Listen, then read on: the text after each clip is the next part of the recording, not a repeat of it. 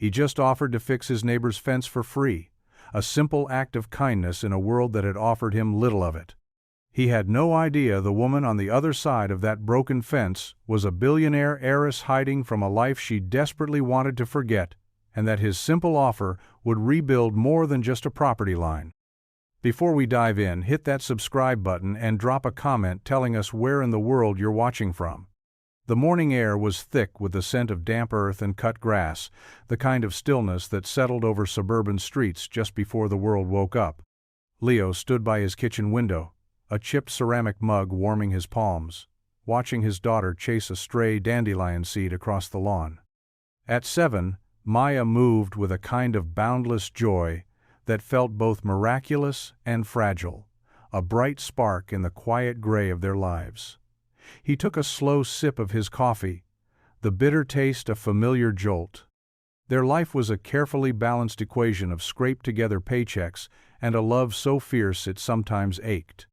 He worked as a carpenter, a fixer of things, but lately it felt like he was just patching holes in a life that was steadily taking on water. The phone bill sat on the counter, a stark white reminder of what was due.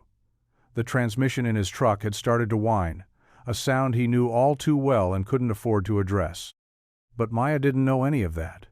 Her world was backyard adventures, stories before bed, and the unwavering certainty that her dad could fix anything. He protected that certainty with everything he had. His gaze drifted past his own yard to the house next door. It had been sold a few months ago, the quiet, elderly couple replaced by a new owner he'd only glimpsed once or twice, a woman who moved with a kind of deliberate silence, like she was trying not to leave footprints. The house itself was modest, a mirror of his own, but the fence that separated their properties was starting to fail. A long section of wooden slats sagged inward, loosened by a recent storm, looking like a tired sigh in the middle of an otherwise neat row. It wasn't his problem, not technically, but it bothered him. It looked like neglect, like something broken that no one cared enough to mend. He thought of Maya, of the world he was trying to build for her, and the image of that broken fence felt like a personal failure. He finished his coffee, rinsed the mug, and made a decision. It was a small thing, an hour of work, a handful of screws. He had the tools, he had the skill. It was the one thing he had in abundance. He walked out the back door, the morning air cool against his skin, and headed toward the dilapidated section of wood. He didn't knock on her door, didn't want to make it a transaction, he would just fix it. It's what neighbors did, or at least, what they were supposed to do. As he knelt, running his calloused hand over the splintered wood, he didn't notice the curtain in the upstairs window next door part just slightly, or the pair of eyes that watched him, not with suspicion, but with a quiet, unnerving curiosity. Catherine had been awake since dawn, not because she was an early riser, but because sleep had become a luxury she could no longer afford. It was a foreign concept in this new life, this quiet little house on this quiet little street. For months, her world had been a maelstrom of legal jargon, hushed phone calls, and the cold, sterile light of lawyers' offices. The silence here was so profound it was almost deafening. She stood by her window, a silk robe wrapped tightly around her, a relic from a life she no longer recognized as her own. She watched the man next door, her neighbor. She didn't know his name, only that he had a daughter with a laugh that carried over the fence in the afternoons.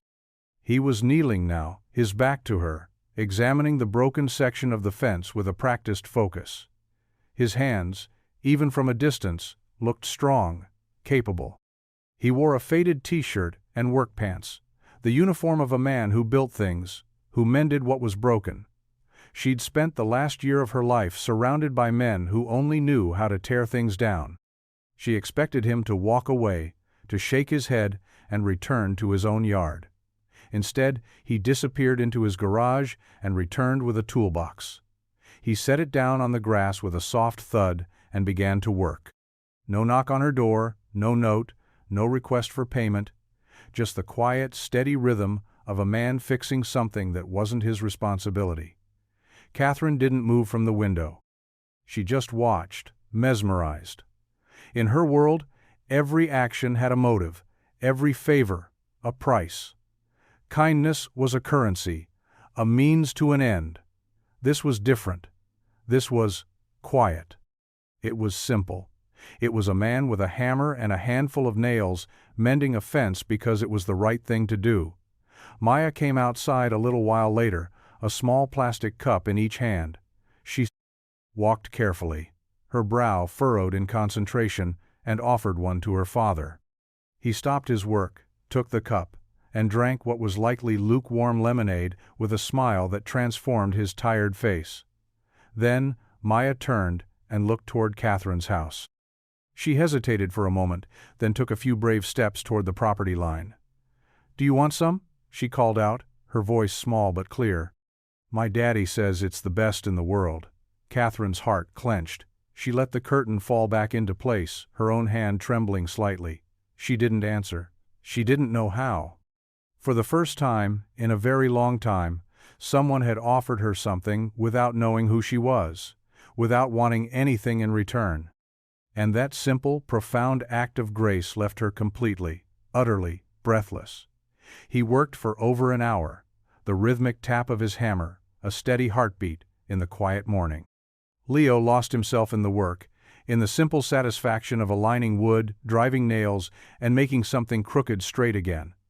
The sagging slats were now firm, the loose posts secured. It wasn't a brand new fence, but it was whole. It was mended. As he was packing up his tools, his back door creaked open and Maya emerged again, this time holding a plate with 2 slightly lopsided cookies. "For your hard work," she said, presenting them with the gravity of a royal offering. He chuckled, wiping sawdust from his hands onto his jeans. "Well, thank you, boss. Best payment a guy could ask for." He took a cookie, biting into the still warm chocolate chips. Maya stood beside him, her gaze fixed on the fence. "It looks happy now," she said. Leo looked at the fence, then down at his daughter. "Yeah, kiddo, I think it does." Just then, the back door of the house next door opened. The woman, his neighbor, stepped out. She was wearing simple jeans and a soft, cream-colored sweater, but she wore them with an elegance that seemed out of place in a suburban backyard. Her hair was tied back in a loose, effortless knot, and her face, devoid of makeup, was striking. She looked like she belonged on the cover of a magazine, not standing on a worn concrete patio. She held a glass of water in her hand, her movements hesitant as she approached the fence line. "I saw what you did," she said, her voice softer than he expected. "You didn't have to do that." Leo shrugged, feeling suddenly self-conscious under her direct gaze. "It was leaning. Figured it was better to fix it before it fell on someone's kid." He gestured vaguely with his cookie. "Specifically, mine."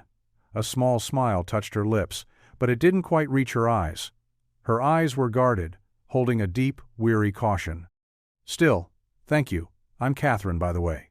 She extended a hand over the newly repaired fence. "Leo," he said, shaking it briefly. Her hand was soft, a stark contrast to his own calloused palm. "And this is my supervisor, Maya." Maya gave a little wave, cookie crumbs dusting her chin. Catherine's smile deepened slightly, this time with a flicker of genuine warmth. "It's a pleasure to meet you both. Can I at least pay you for the materials? For your time?" Leo shook his head immediately. "No need. It's just what neighbors do." The words hung in the air between them. Catherine stared at him for a long moment, her expression unreadable. It was as if the concept was foreign to her, a language she hadn't heard spoken in a long time. "Well," she said, her voice quiet. "In that case, thank you, Leo." She didn't say more. She just nodded, turned, and walked back inside, leaving Leo with the strange feeling that he hadn't just fixed a fence, but had inadvertently knocked on a door he wasn't prepared to have opened. The interaction lingered with Leo for the rest of the day. It wasn't just her gratitude, which felt sincere, but the profound sadness that seemed to shadow her every move. She was a puzzle, a quiet woman living in a modest house who looked like she'd be more at home in a penthouse suite. He found himself glancing over at her house more often than he should, watching for a light in the window, a sign of life. He was sanding a set of kitchen cabinets in his workshop, the small cluttered garage that served as his primary source of income, when Maya came in, a drawing clutched in her hand. It was a picture of their two houses, with a perfectly straight fence between them. On his side, a stick figure with a hammer. On her side, a woman with long, flowing hair and a crown. "It's for the queen next door," Maya announced. Leo paused, a smile tugging at his lips. "I don't think she's a queen, honey. She looks like one," Maya insisted. "She's a sad queen." The observation, so simple and so accurate, hit him with surprising force. Maya was right. There was a regal quality to Catherine, but it was steeped in melancholy. He thought about the men in suits who had dropped her off the day she moved in, the sleek black car that had disappeared as quickly as it arrived. He thought about how she rarely left the house, how the grocery delivery service was her only regular visitor. He took the drawing from Maya.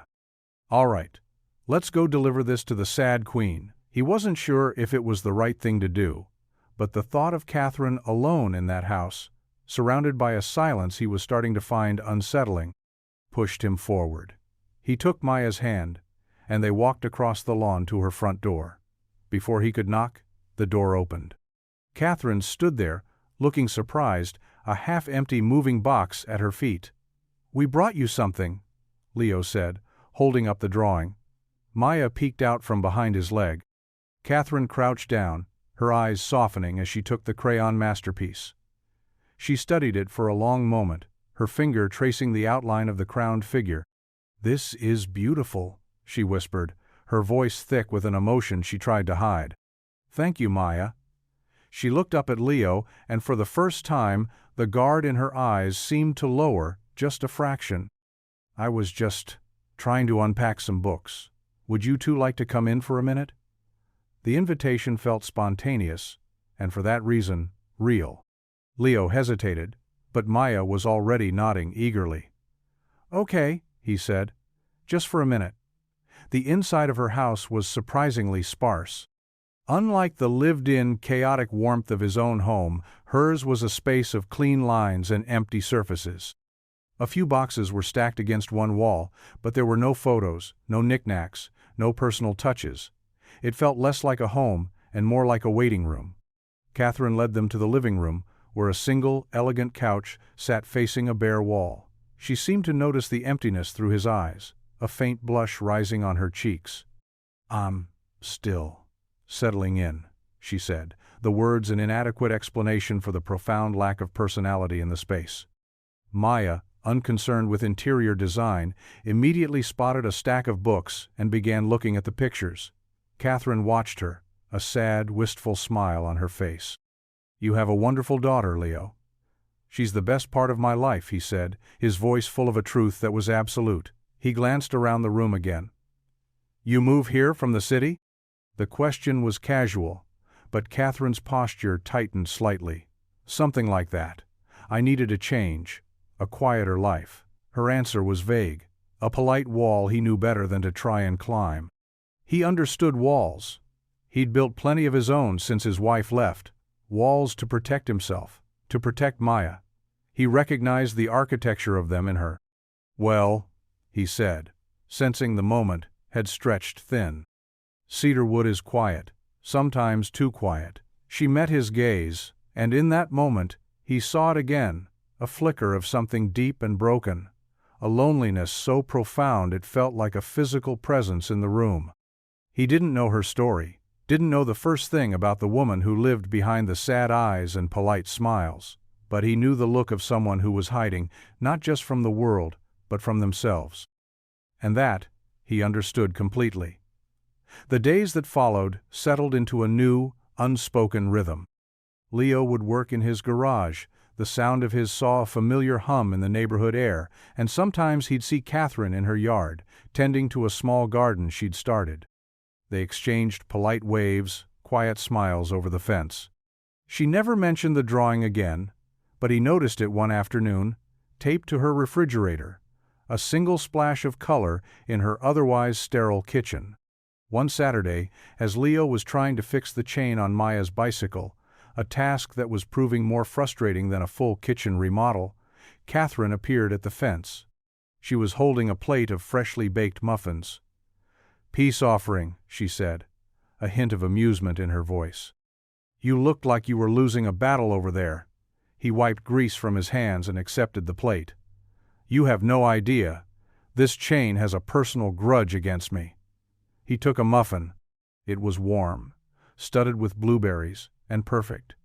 "You're a good baker. It's one of the few things I remember how to do," she said, her gaze drifting to his hands as he worked on the bike.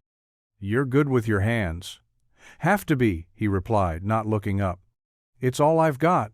The words were honest, not a complaint, but a simple statement of fact. She didn't offer pity, which he was grateful for. Instead, she leaned against the fence, a comfortable silence settling between them. Maya ran over, her face lighting up when she saw Catherine. "Are you staying for our picnic?" she asked, tugging on Catherine's sleeve. "We're having peanut butter sandwiches and apple juice." Catherine looked from Maya's hopeful face to Leo's, a flicker of uncertainty in her eyes. Leo found himself answering before he'd even thought it through. "You're welcome to join. It's not exactly fine dining, but the company's decent." He gestured to Maya, who was now doing a little dance. To his surprise, Catherine smiled. A real, unguarded smile that made her look years younger. "I'd love that." They sat on a worn plaid blanket in the middle of Leo's lawn, the sun warm on their backs. Catherine ate the crustless sandwich Maya had insisted on making for her, and listened with rapt attention as Maya explained the complex social hierarchy of her stuffed animals. Leo watched them, a strange feeling blooming in his chest. It had been years since he'd shared a meal with another adult in this backyard, years since anyone other than him and Maya had occupied this space. Catherine fit in a way that was both startling and incredibly natural. She didn't feel like an intruder, she felt like a missing piece. Later, as the afternoon light began to fade, Catherine helped him clean up. "Thank you for this," she said, handing him an empty juice box. "For what? A squished sandwich?" "No," she said, her voice soft. "For letting me in." Her eyes were serious, full of an unspoken gratitude that went far beyond a simple lunch. He didn't know what demon she was fighting or what life she had run from, but he knew she felt safe here, in his messy, imperfect world. And the thought that he could provide that for someone, even for an afternoon, was a feeling he hadn't realized he'd been missing. That night, after Maya was asleep, Leo sat on his back porch, staring at the stars. The house next door was dark, but he knew Catherine was in there. He could feel her presence, a quiet weight in the stillness. He had spent so long building a fortress around his and Maya's life, a fortress of routine and self-reliance. He hadn't realized how lonely it was inside until someone had gently, unexpectedly, knocked on the gate. He wasn't ready to let her in, not really, but he was no longer sure he wanted to keep her out. The following week, a heat wave descended on Cedarwood, blanketing the town in a thick, sweltering haze. The air was too heavy to breathe, and the hum of air conditioners became the town's new soundtrack. Leo's ancient window unit was fighting a losing battle, and by Tuesday it gave up completely with a final rattling sigh. He spent the afternoon in his garage, the heat oppressive, trying to coax the machine back to life, but it was no use. The compressor was shot. He stood there, sweat dripping down his back, a familiar knot of dread tightening in his stomach. A new unit would cost hundreds of dollars, money he simply didn't have. Maya, miserable in the stuffy house, had taken refuge in the shade of the big oak tree in the backyard, drawing in her notepad with a listlessness that broke his heart. He was trying to figure out his next move when Catherine appeared at the fence, a tall glass of iced tea in her hand. "You look like you're melting," she said, her voice laced with concern. He ran a hand through his damp hair. "The AC died. I'm trying to figure out a plan B. It's unbearable in the house, isn't it?" she asked, her gaze drifting to where Maya sat, looking flushed and tired. He nodded, the frustration evident in his posture. "I'll figure something out." Catherine hesitated, then said, "My central air is working just fine. It's cool inside. Why don't you two come over for a while? At least, until the sun goes down." Leo's pride flared instantly. He didn't want to take charity, didn't want to be a project. "We're fine, but thank you. "I'm not offering a handout, Leo," she said, her tone firm but gentle. "I'm offering a place to cool down. I'm making a salad for dinner. I made too much. It would be a shame for it to go to waste." She was giving him an out, a way to accept without feeling like he was admitting defeat. He looked at Maya, who was now fanning herself with her drawing pad, and his pride receded. This wasn't about him, it was about her. "Okay," he said, his voice quiet. "Thank you, Catherine." He didn't know it then, but stepping into the cool, conditioned air of her home was another step across a threshold he hadn't intended to cross. It was another brick coming loose from the wall he'd so carefully built. The cool air inside Catherine's house was a shock to the system, a welcome relief that made Leo's shoulders drop in a way he hadn't realized they'd been tensed. The house was still sparse, but it felt different today. A vase of wildflowers, likely from her garden, sat on the small dining table. A few more books had escaped their boxes and now rested in a neat stack by the couch. It was starting to look like someone was tentatively, cautiously, beginning to live there. Maya, revived by the cool air, immediately asked if she could watch a cartoon, and Catherine set her up on the couch with the remote and a bowl of grapes, her movements natural and easy. Leo stood awkwardly in the entryway, feeling out of place. This was her space, her sanctuary. He was an intruder, a neighbor in need. Catherine seemed to sense his discomfort. "Can you help me with this?" she asked, gesturing to a large, flat-packed box in the corner. "It's supposed to be a bookshelf. The instructions look like they were written in a language from another planet." He smiled, relief washing over him. This, he could do. This was familiar territory. He knelt and opened the box, the scent of fresh-cut particle board filling the air. He laid out the pieces, his hands moving with the practiced confidence of a man who understood how things fit together. Catherine sat on the floor nearby, handing him screws and dowels, watching him work. "I've never seen someone build something without yelling at the instructions," she said, a hint of awe in her voice. "The trick is to know the instructions are always wrong," he replied, not looking up. They worked in a comfortable silence, the only sounds the whir of his screwdriver and the faint chatter of the television. He was acutely aware of her presence beside him, the scent of her perfume, something light and clean, like rain, the soft sound of her breathing. It was an intimacy he hadn't shared with anyone in years, this quiet, collaborative act of building something. When the bookshelf was finally assembled and standing steady against the wall, they both stood back to admire their work. It was a simple piece of furniture, but it felt like more. It was the first real piece of a home in this empty house. "It's perfect," Catherine said, her voice soft. "Thank you. It's what I do," he said, but the words felt different this time. He wasn't just a handyman, he was helping a friend. He was helping her build a life here. Later, as they ate salad and grilled chicken at her small table, he found himself talking more than he usually did. He told her about his dream of one day opening his own small workshop, not just a garage, but a real studio where he could build custom furniture. He told her about Maya's mother, about the sudden illness that had taken her, about the gaping hole it had left in their lives. He didn't know why he was telling her these things. The words just came, spilling into the cool, quiet air of her home. Catherine listened without interrupting, her eyes full of a deep, empathetic sadness that wasn't pity. It was understanding. And when he finished, she didn't offer platitudes or easy comforts. She just reached across the table and briefly, gently, touched his hand. "You're a good man, Leo," she said. And in that moment, sitting in her half-empty house, sharing a meal he hadn't planned on, he felt a flicker of something he'd thought was long extinguished, hope. The bookshelf became a silent landmark in their budding friendship. Over the next few weeks, Catherine slowly, deliberately, began to fill it. It started with the books that had been languishing in boxes, their spines a colorful mix of classic novels and modern poetry. Then, a small framed photo appeared on one of the shelves. It wasn't of a person, but of a windswept coastline, the sea a turbulent gray blue. "Where was that taken?" Leo asked one afternoon as he was returning a borrowed lawnmower. She traced the frame with her finger. "A place I used to go to think. A long time ago." Another week.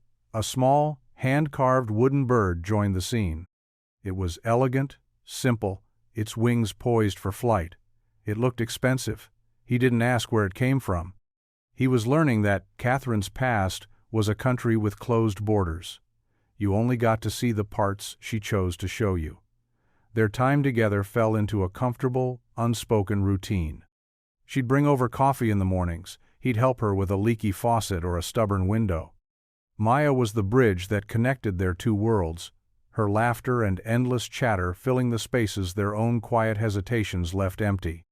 She adored Catherine, following her around the garden, helping her water the flowers, and confiding in her with the solemn secrets of a 7-year-old. Leo watched their bond grow, with a mixture of gratitude and a deep, gnawing fear. He was letting Catherine into their lives, into Maya's life. He was letting himself rely on her quiet presence, on the way her smile could ease the knot of worry in his chest. But he still knew nothing about her, about the life that had put that sadness in her eyes. The questions lingered in the back of his mind. Who was the man in the suit who had dropped her off? Why were there no pictures of family or friends on her new bookshelf? What was she healing from? One evening, as they sat on her back porch, watching the fireflies begin their nightly dance, the silence stretched a little longer than usual. "You never talk about where you came from," he said, his voice casual, an attempt to mask the directness of the question.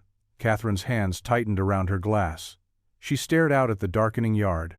"Because sometimes, where you come from is a place you'd rather forget." "Running from something?" he asked gently. She turned to him, her expression a mixture of vulnerability and defiance. "No," she said, her voice barely a whisper. "I'm running toward something. I'm just not sure I'll recognize it when I find it." The answer was another wall, but this time he felt like she was inviting him to look over it, to see the landscape of her fear without demanding he understand it. He didn't push. He just sat with her in the gathering dusk, the air thick with unspoken truths and the fragile beginnings of a trust that both of them were terrified to break. The first sign of trouble arrived in a sleek black sedan that purred to a stop in front of Catherine's house on a crisp autumn morning. The car was so out of place on their quiet suburban street that it looked like it had been photoshopped into the scene. A man in a tailored suit, his hair slicked back and his face a mask of polite impatience, stepped out and walked directly to Catherine's front door. He didn't knock, he used a key. Leo was in his driveway, loading tools into his truck, and he froze, his hand resting on the tailgate. He watched as the man disappeared inside. The door shut, with a quiet, final click. A few minutes later he could hear Ray's voice sound sharp and insistent, the other low and strained, Catherine's voice. He couldn't make out the words, but the tone was unmistakable. It was the sound of her carefully constructed peace being shattered. He clenched his jaw, his knuckles white against the cold metal of the truck. He had no right to interfere, no place in whatever drama was unfolding in her living room, but the protective instinct that roared to life inside him was primal, undeniable. After what felt like an eternity, the man stormed out, his face flushed with anger. He shot a venomous glance across the lawn at Leo, a look of pure, unadulterated disdain, before getting back into the car and speeding away, leaving a trail of disturbed silence in his wake. The front door to Catherine's house remained closed. No lights came on. The stillness was heavier now, more ominous. Leo waited, his heart pounding in his chest. He wanted to go to her, to knock on the door and make sure she was okay. But he was just the neighbor, the handyman. What comfort could he possibly offer against a storm that clearly had its origins in a world far removed from his own? He stood there for a long time, torn between his desire to help and the fear of overstepping. Finally, he walked back to his own house, the weight of her silence settling over him like a shroud. He didn't know who that man was, but he knew one thing for certain. Catherine's past had found her. And he was terrified it was going to pull her away. Catherine didn't emerge from her house for 2 days. The curtains remained drawn, the porch light off. The silence was absolute, a stark contrast to the quiet but steady presence she had become in his life. Leo found himself watching her house constantly, his chest tight with a worry he couldn't name. Maya felt it too. "Is the Queen okay?" she asked at dinner, pushing her peas around her plate.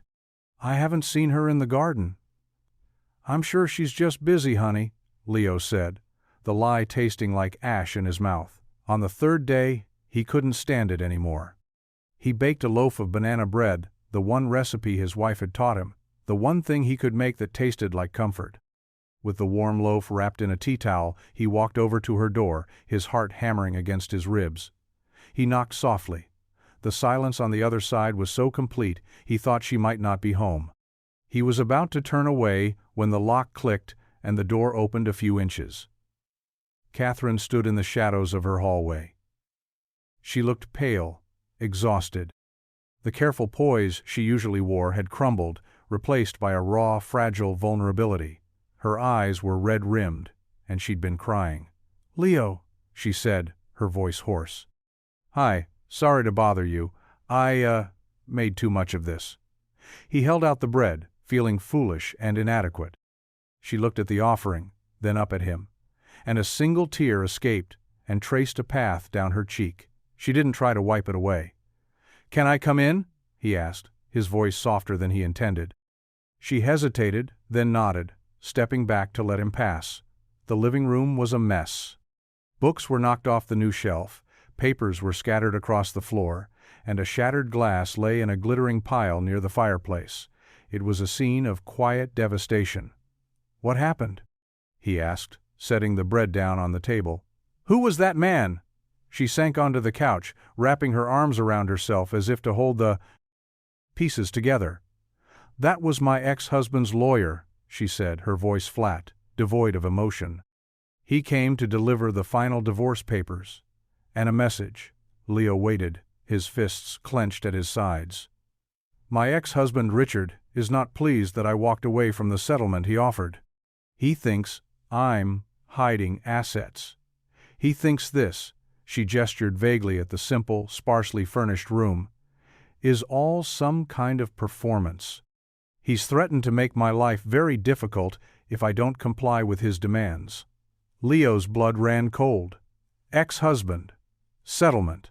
This was not the story of a woman escaping a simple, bad relationship. This was something else entirely. "Catherine, who are you?" he asked, the question hanging in the air between them, heavy and overdue. She finally looked at him, her eyes filled with a weary, heartbreaking resignation. "My full name is Catherine Thorne," she said. Before the divorce, it was Catherine Allister, as in Allister Holdings. The name hit him like a physical blow. Allister Holdings was a name everyone knew, a global empire of tech, finance, and real estate. It was a name synonymous with unimaginable wealth and power. The quiet woman next door, the one who baked muffins and helped his daughter with her homework, was an heiress, a billionaire, the sad queen. It all clicked into place: the car, the clothes, the sadness in her eyes. It was the sadness of a gilded cage. He stared at her, the pieces of the puzzle reassembling in his mind to form a picture he didn't recognize. The woman he thought he knew was a stranger, a ghost from a world he couldn't even imagine. And in that moment, the fragile bridge of trust they had built between their two worlds seemed to crumble into dust. He sank into the chair across from her, the silence in the room now filled with the deafening roar of the truth. Catherine Thorne. He said the name in his head, testing its weight. It felt heavy, cold, made of marble and steel. It didn't fit the woman who sat on his lawn eating peanut butter sandwiches. It didn't fit the woman who cried over a crayon drawing. Leo felt a chasm open between them, wide and terrifying. He wasn't just a carpenter living next to a quiet neighbor. He was a working-class single dad living next to one of the wealthiest women in the country. The power imbalance was staggering, a third presence in the room that suffocated the air. "Why here?" he finally asked, his voice rough. "Of all the places you could have gone, why this house, this street?" "Because it was the opposite of everything I knew," she whispered, her gaze fixed on the floor. "My grandfather owned this house decades ago. It was the only property not tied up in trusts and corporate entities. It was mine, And mine alone. It was small. It was real. I wanted to remember what that felt like. He thought of his own life, the constant struggle, the worry that was a permanent resident in the back of his mind. His reality was her escape. The thought was a bitter pill to swallow. "So this was all an experiment?" he asked, a sharp edge to his voice he couldn't control. "Living like the little people to see how it feels?" Her head snapped up, her eyes flashing with a pain that was sharp and immediate. "No, that's not fair, Leo. That's not what this was." "Then what was it, Catherine?" he asked, the name feeling foreign on his tongue. "Because from where I'm sitting, it looks like you were playing a part. And me and my daughter, we were just characters in your little play." The accusation hung between them, cruel and heavy. He knew it was born of his own shock and insecurity, but he couldn't take it back.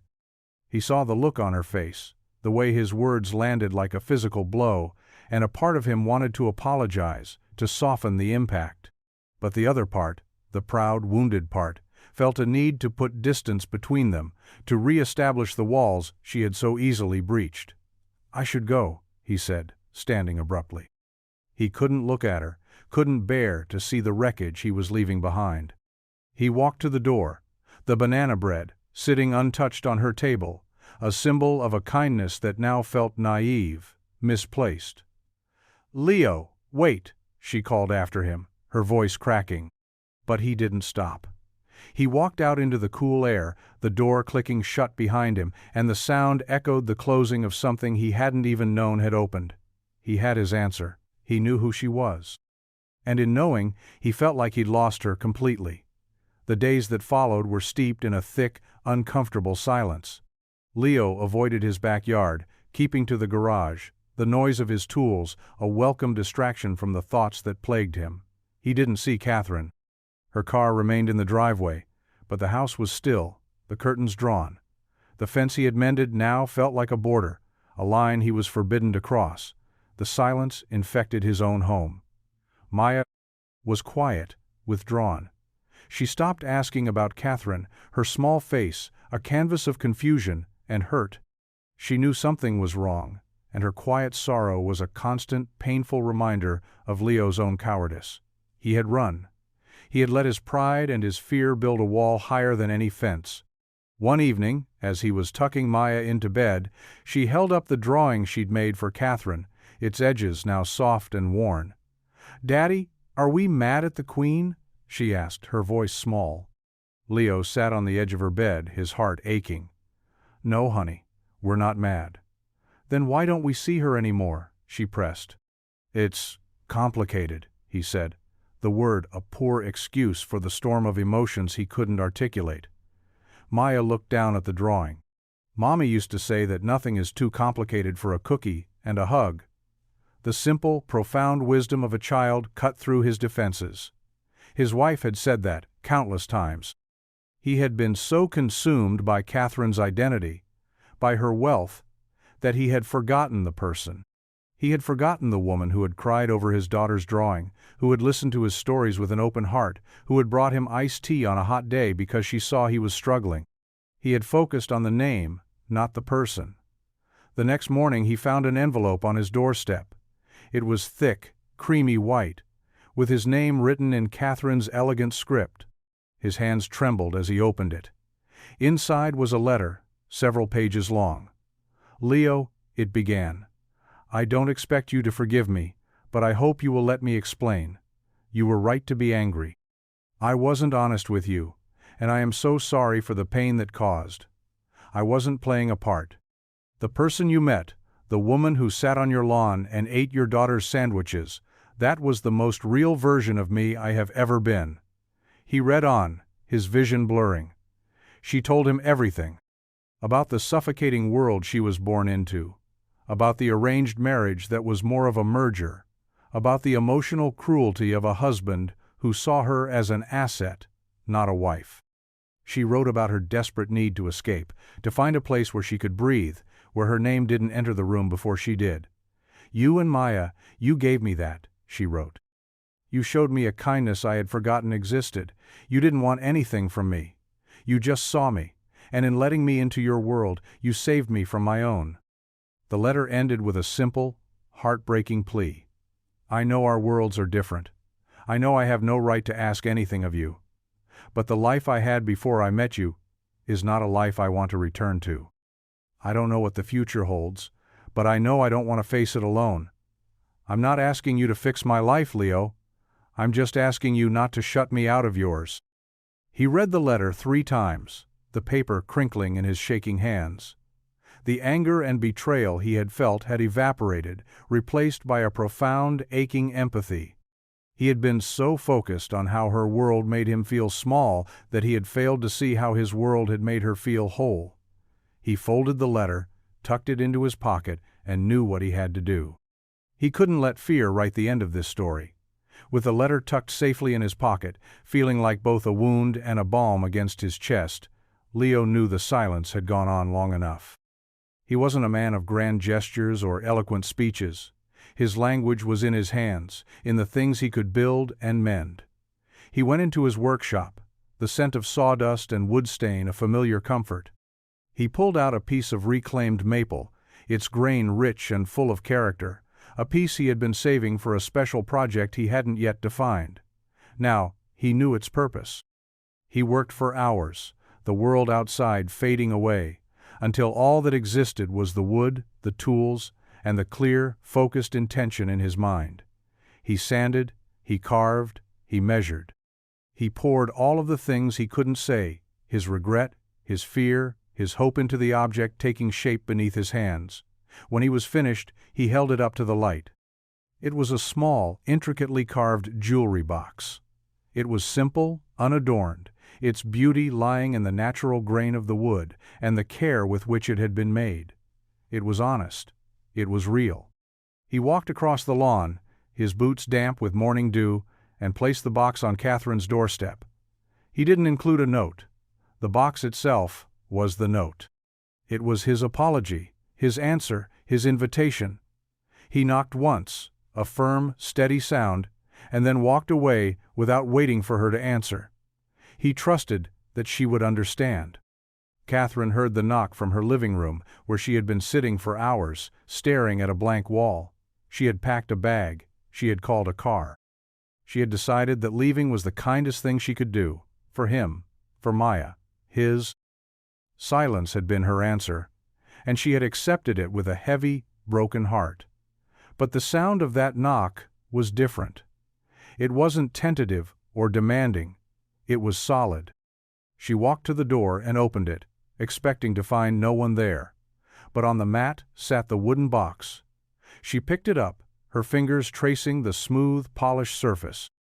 It was warm, as if the person who made it had just set it down. She opened the lid. Inside, nestled on a bed of black velvet he must have salvaged from an old case, was a single, perfect, hand-carved dandelion seed, poised as if ready to take flight. Her breath caught in her throat. A dandelion seed, a symbol of wishes, of resilience, of beauty in the most unexpected places. It was the first thing Maya had chased across the lawn that day he fixed the fence. He remembered. He understood. It wasn't about money or status. It was about listening. It was about seeing. Tears streamed down her face. But for the first time in days, they were not tears of sorrow. They were tears of profound, overwhelming relief. She looked across the lawn and saw him standing on his own porch, watching her, his expression a mixture of hope and fear. She didn't wave. She just held the box to her chest, a silent promise passing between them. The car she had called could wait. She wasn't going anywhere. That evening, as the sun began to set, casting a warm, golden glow over the neighborhood, there was a soft knock on Leo's door. When he opened it, Catherine was standing there. She wasn't wearing a silk robe or a designer sweater. She was in a simple t-shirt and jeans, her hair pulled back, her face free of makeup. She looked like herself. She was holding a plate of cookies. "I made too many," she said, a small, tremulous smile on her face. He smiled back, a real easy smile that reached his eyes. "I was hoping you would." He stepped aside, holding the door open for her. The house was filled with the smell of his cooking, and Maya's laughter could be heard from the living room. It was messy, it was loud, it was imperfect. It was home. Catherine stepped inside, leaving the ghosts of her past on the porch. She didn't know what their future would look like, how they would navigate the vast differences in their worlds. But as she stepped into the warmth of his life, she knew one thing with absolute certainty. They would figure it out together. The wall between their worlds, once so high and impenetrable, had been replaced by a bridge, built not with money or power, but with a handful of nails, a crayon drawing, and a single, hand-carved dandelion seed. The air in the car was thick with a silence that felt different from the ones they had shared before. It wasn't heavy with unspoken truths or laden with caution. It was a comfortable, lived, in quiet. The kind that only exists between two people who no longer need words to understand each other. Leo drove, his hand steady on the wheel of his old truck, while Catherine sat in the passenger seat, her gaze fixed on the passing landscape of rolling hills and autumn-touched trees. In the back, Maya was humming softly, a comic book open in her lap, completely at ease. They were on their way to the annual Cedarwood Fall Festival, an event Leo and Maya had attended every year. This year, Catherine was coming with them. It felt both monumentally significant and perfectly natural. "Are you sure about this?" Leo asked, his voice low. "It's the town's biggest gossip event of the year. People will be staring." "Let them stare," Catherine said, turning to him with a smile. "I've been stared at my whole life for being an Alistair. I'd much rather be stared at for being with you." The simple, unwavering confidence in her voice settled something deep inside him. He reached over and squeezed her hand, his rough, calloused fingers lacing with her smooth ones. The festival was a kaleidoscope of small-town charm. The air smelled of kettle corn, apple cider, and hay. Strings of colored lights were strung between oak trees, and the sound of a local bluegrass band filled the air. As they walked through the crowds, Leo felt the familiar weight of curious glances. He saw neighbors whisper behind their hands, their eyes flicking from Catherine's elegant coat to his own worn flannel. But Catherine didn't flinch. She held her head high, smiling warmly at anyone who met her gaze. She bought a bag of roasted almonds, sharing them with Maya. She tried her hand at the ring toss, laughing when she missed every single shot. She was not the reclusive, sad queen hiding in her house anymore. She was just Kate, a woman enjoying a day at the fair. The turning point came when they ran into Mrs. Gable, the town's most notorious and well-meaning busybody. She cornered them near the pie-baking contest, her eyes alight with insatiable curiosity. "Catherine, dear," she exclaimed, "we were all so worried when we heard about, well, you know, the unpleasantness with your divorce. Such a terrible ordeal for a woman of your standing." Before Catherine could respond, Leo stepped forward slightly, placing a protective arm around her. "She's doing just fine, Mrs. Gable," he said, his voice calm but firm. "We're all doing just fine." It was a small gesture, a simple sentence, but it was a declaration. He was no longer just the neighbor. He was standing with her, publicly, unapologetically. Mrs. Gable, momentarily taken aback, just nodded and scurried away to spread the new development. Catherine looked up at Leo, her eyes shining with an emotion so profound it stole her breath. He hadn't just defended her, he had claimed her.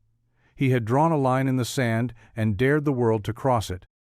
Later that night, as they watched the fireworks display paint the dark sky with bursts of color, Maya asleep on a blanket between them, Catherine leaned her head on Leo's shoulder.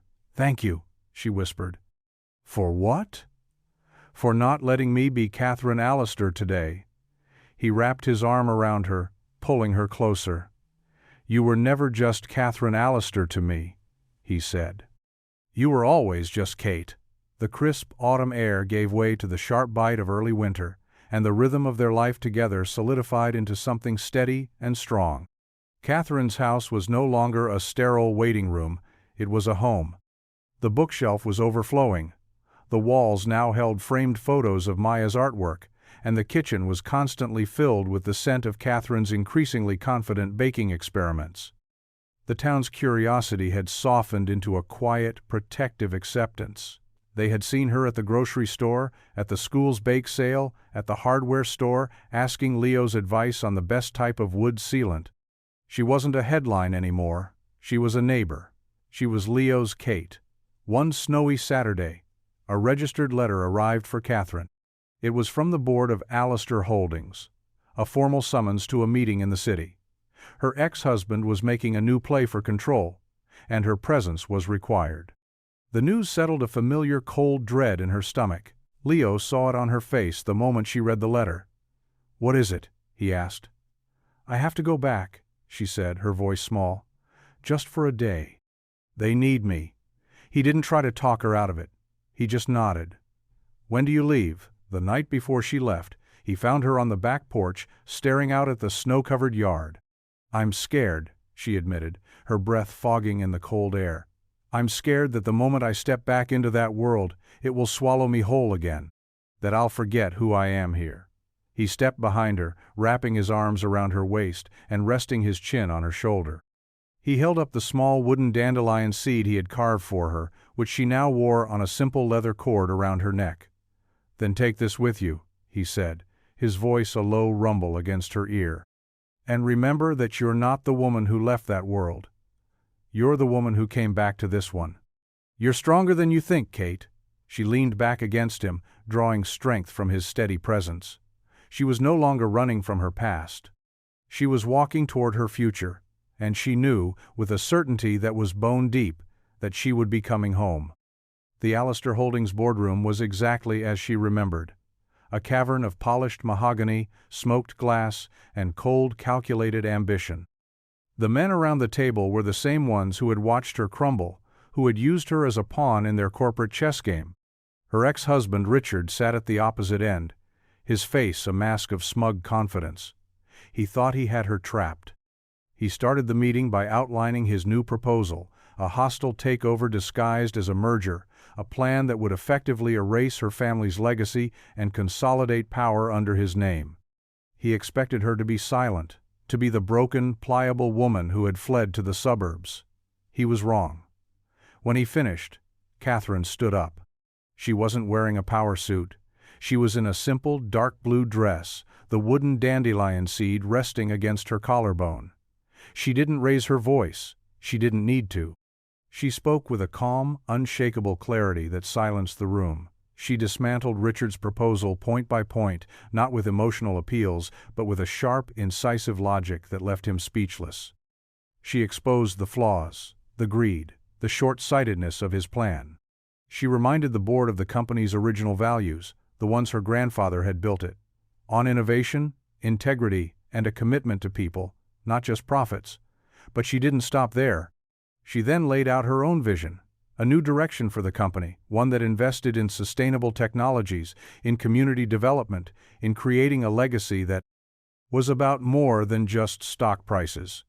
It was bold, it was visionary, and it was undeniably brilliant. When she was done, the room was silent. Richard's smug expression had been replaced by one of stunned disbelief. The board members looked at her not as the broken heiress, but as the leader they hadn't realized they'd been waiting for. She had not just reclaimed her seat at the table, she had rebuilt the table itself. She left the city that same evening, not with a sense of triumph, but with a sense of peace. She had faced her past, not by erasing it, but by reshaping it. She had found her voice, not in the quiet of her garden, but in the heart of the storm. As the car sped away from the glittering skyline, she knew she wasn't leaving anything behind. She was simply going home. The first spring thaw arrived, and with it, a sense of new beginnings. The snow melted, the ground softened, and the world seemed to exhale after a long, cold winter. One sunny afternoon, Leo was in his workshop, putting the finishing touches on a custom-built cradle for a new family in town. The door was open, and the scent of sawdust mingled with the fresh, earthy smell of spring. Catherine walked in, her boots muddy from the garden, a smudge of dirt on her cheek. She was holding a large, rolled-up piece of paper. "I have a proposal for you," she said, her eyes dancing with an excitement he hadn't seen before. He set down his sander and wiped his hands on his jeans. "I'm not wearing a suit, but I'll hear you out." She spread the paper out on his workbench. It was a set of architectural blueprints. He leaned over, his brow furrowed in confusion as he studied the plans. It was a design for a large, state-of-the-art workshop, complete with a showroom, a finishing room, and a small office. At the top, in elegant lettering, were the words, "Thorn, Morgan Woodworks." He stared at the blueprints, then up at her, speechless. "I bought the old abandoned warehouse down by the river," she said, her voice soft but sure. "I want to partner with you, Leo. I'll handle the business side, the boring stuff. You just build. You create.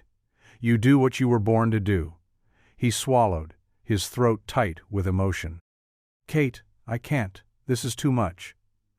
"It's not a gift," she said, stepping closer and placing her hand on his arm. "It's an investment. I am investing in you, in your talent, in us. We build things together, remember?" He looked from the blueprints to her face, her eyes shining with unwavering belief in him. For years, he had been patching, mending, just trying to keep things from falling apart.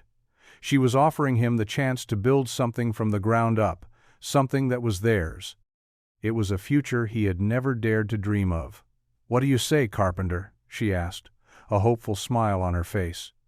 "Are you ready to build a life with me?" He didn't have to think. He just pulled her into his arms, the scent of sawdust and soil and spring mingling between them. "Yes," he said, his voice thick with a gratitude so immense it felt like it could fill the sky. "Yes." The grand opening of Thorn, Morgan Woodworks, was on a sun-drenched Saturday in June. The warehouse, once a derelict shell, was now a stunning testament to their shared vision. Sunlight streamed through massive new windows, illuminating the gleaming tools and the beautiful handcrafted furniture that filled the showroom. The whole town of Cedarwood turned out, filling the space with laughter, music, and the smell of fresh-cut wood. Leo stood near the entrance, a glass of champagne in his hand, though he had yet to take a sip. He wore a new shirt, but his hands were still the same strong, calloused, the hands of a man who built things. He watched Catherine move through the crowd, greeting guests, her face glowing with a happiness that was radiant and real. She was no longer hiding. She was home. Maya, now a year older and a few inches taller, was giving official tours of the workshop, her voice full of pride as she explained what each machine did. She led a small group to a corner of the showroom where a collection of exquisite, hand-carved dandelion seeds were displayed on a pedestal. "My daddy made these," she announced. "They're for wishing." Later, when the crowds had thinned and the sun began to dip below the horizon, Leo found Catherine on the new loading dock, looking out at the river. The sky was painted in shades of pink and orange. "You did it, Leo," she said, slipping her hand into his. "You built this." "We built this," he corrected, pulling her close. He looked around at the workshop, at the town in the distance, at the woman beside him. His life was no longer a series of patched-together pieces. It was a beautiful, solid structure, built on a foundation of trust, resilience, and a love that had taken root in the most unexpected of places. "You know," he said, a slow smile spreading across his face, "I'm glad my fence broke." Catherine laughed, a sound that was pure and free. She leaned up and kissed him, a long, slow kiss that tasted of champagne and sawdust and forever. "Me too," she whispered against his lips. "Me too." They stood there as the last of the light faded, two people from two different worlds who had found their way to each other, not in spite of their differences, but because of them. They had mended more than a fence, they had mended each other. And in the quiet of the coming night, surrounded by the things they had built, they knew they were finally, completely, home.